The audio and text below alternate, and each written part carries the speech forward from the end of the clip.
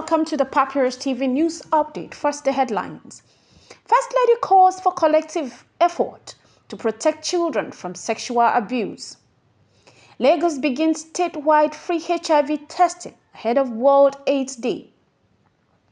INEC won parties to conduct transparent, lawful primaries in Osun State. UK sentences Nigerian doctor to prison. ADC unveils new national headquarters. Northern elders urge sustained military action to end Zamfara banditry. Tinubu hosts Duke of Edinburgh highlights educational-driven poverty reduction. Now the news in details.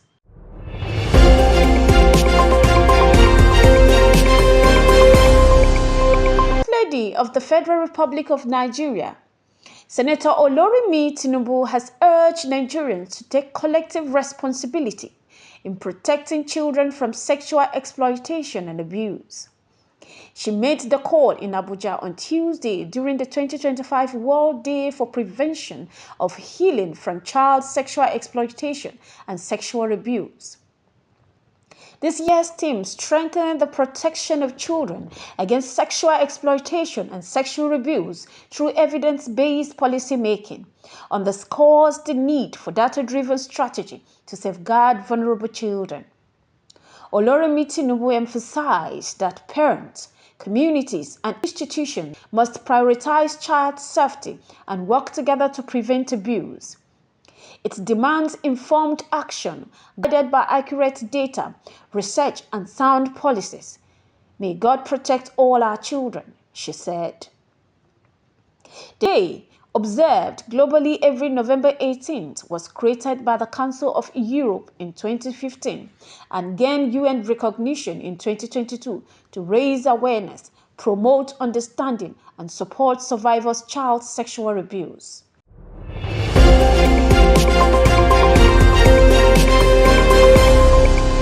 The Lagos State AIDS Control Agency has launched a statewide free HIV testing campaign across all local governments and local council development areas ahead of the 2025 World AIDS Day.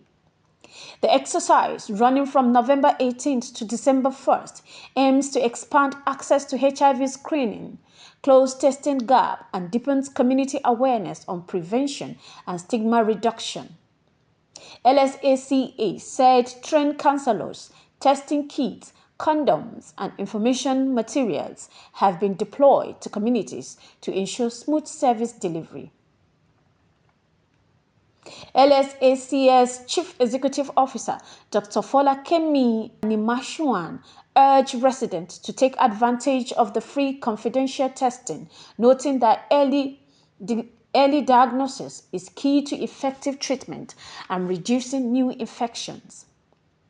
He added that LSACA is partnering with development agencies and community organizations to reach undeserved areas while continuing effort to strengthen HIV testing centers and statewide awareness campaign. The agency reiterated that knowing one's status remains a crucial step towards achieving an HIV-free Lagos. The Osun State Resident Electoral Commissioner of the Independent National Electoral Commission, Dr. Mitiu Agboke, had urged political parties to conduct their primaries in full compliance with the Electoral Act 2022 ahead of the 2026 governorship election scheduled for August 8. In a statement issued by INEC spokesperson Olorode Musa, Agboke stressed that the transparent, peaceful, and democratic primaries were essential to reducing high numbers of pre-election litigations that often arise from flawed internal processes. He reminded parties that all aspirants must be given equal opportunity to contest and noted that primaries are to be held between November 24 and December 15, according to INEC nationwide guidelines. Boke said the Commission is ready to support parties to ensure lawful conduct while calling on security agencies and other stakeholders to help maintain order. He warned that INEC will monitor all activities closely and take legal actions against any party that violates electoral regulations. The United Kingdom National Health Service Counter-Fraud Authority has secured a 3-year prison sentence for a Nigerian doctor, Richard Akinrolabu, who defrauded the NHS of over €268,000, according to a statement on the NHSCFA website. Akinrolabu, employed as a specialist registrar at the Princess Royal University Hospital, repeatedly claimed he was unfit to work nights and on call shifts between 2018 and 2021. Despite citing illness to reduce his workload, he secretly took on the same night shift at 3 other hospitals while still receiving full pay from King's College Hospital, which also hired locums doctors to cover his absence. Investigation revealed he never sought permission for secondary employment. When invited for questioning in 2022, he gave a no-comment response. He was later charged with 4 counts of fraud by false representation and pledged guilty at Woolwich Crown Court. Sentencing him on November 4, 2025, Judge David Miller criticized Akinrolabu for lying to his employers and abusing public trust. NHSCFA Head of Operations, Ben Harrison, said the doctor's action diverted funds meant for patient care and reaffirms the agency's commitment to prosecuting NHS fraud. Akinrolabu's conviction adds to recent fraud cases involving Nigerians abroad, including the September arrest of UK-based Farouk Adekunle Adepoju for allegedly hacking a US construction firm email system. We will now go on a short break, and when we come back, the news will continue. Stay tuned. The Papyrus Global, we don't just cover events, we create cinematic experiences. From red carpets to birthdays, gala dinners, and your fairy tale weddings, we bring your moments to life with high-tech precision. Our gadgets are smarter, our lenses sharper, and our team simply world-class. Trust the Papyrus Global to tell your story in the boldest, brightest way possible.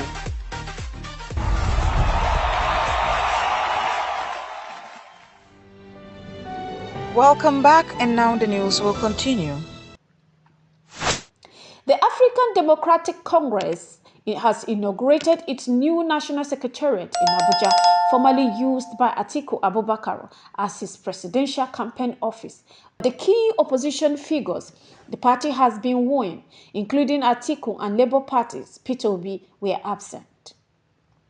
ADC National Publicity Secretary Bolaji Abdullahi dismissed suggestion that acquiring Atiku's old office signaled a realignment within the opposition.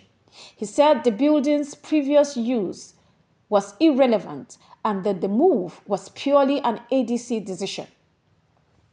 Abdullahi stressed that the parties remained committed to fairness and international stability ahead of his February congresses, noting that the leadership under Senator David Mark had managed to keep internal dispute minimal.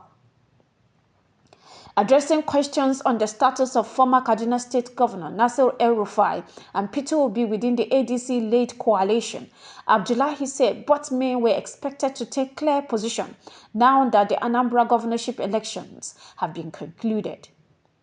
The ADC has been pushing affiliate members to resign from their original parties and formally register with the ADC, an effort that has faced resistance. The ADC National Chairman, Senator David Mark, described the new headquarters as a symbol of coalition's resolve to reshape Nigerians' political future. He said the office will serve as the party's strategic nerve center for developing policies, nurturing leaders, and strengthening democratic institutions. The Northern Elders Progressive Group have called for the sustained military operation as the most effective solution to ending banditry in Zamfara State. In a statement on Monday, the group's coordinator Alhaji Yusuf Abubakar said previous dialogue with bandit leaders had produced limited result, underscoring the need for continued military action. Sustained operation remained the most effective approach to ending banditry, he added. The bandits' attack have plagued Zamfara and the wider northwest for over a decade, with kidnappings, armed robberies, and raids, leaving thousands displaced. On November 15, 2025, 6 people were killed and 64 adopted in Fagin Bazaar village, Tafe local government. Abubakar commended former governor and current Minister of State for Defense, Bello Matawale, for his leadership in supporting military operation, noting the destruction of several bandit hideouts across Zamfara, Katsina, Kaduna, Sokoto, and Kebbi. He also urged President Bola Ahmed Tinubu to provide additional equipment and support to boost troop morale. The group emphasized the importance of prioritizing the fight against banditry to protect vulnerable communities in Northwest and hailed residents of Zamfara for supporting government effort. President Bola Ahmed Tinubu has reaffirmed his administration's commitment to using education and skill development to reduce poverty and empower Nigerian youths. He made the remark on Monday while receiving the Duke of Edinburgh, Prince Edward, at the State House Assembly. Tinubu highlighted the government's student loan initiative, digital infrastructure rollout, and multi-sector reforms as key measures to expand access to education, create opportunities, and strengthen the economy for young Nigerians. He also noted that youth issues will be central at this week's G20 meeting. Minister of Finance Wale Edun added that Nigerians' youthful median age of 17 drives policy decisions aimed at enhancing skill development and participation in growth opportunity. Prince Edward praised the reformed, noting their global recognition, and announced that 320 Nigerian youth will be honored at the upcoming Duke of Edinburgh Award event in Lagos, celebrating young people developing skills and contributing to national growth. Also present at the meeting were the British High Commissioner to Nigeria, Sir Richard Montgomery, and senior representative of the Duke of the Edinburgh's International Award Foundation. The program aims to build skills, resilience, and civil responsibility among young people through non-formal education. This has been the Papyrus Global TV.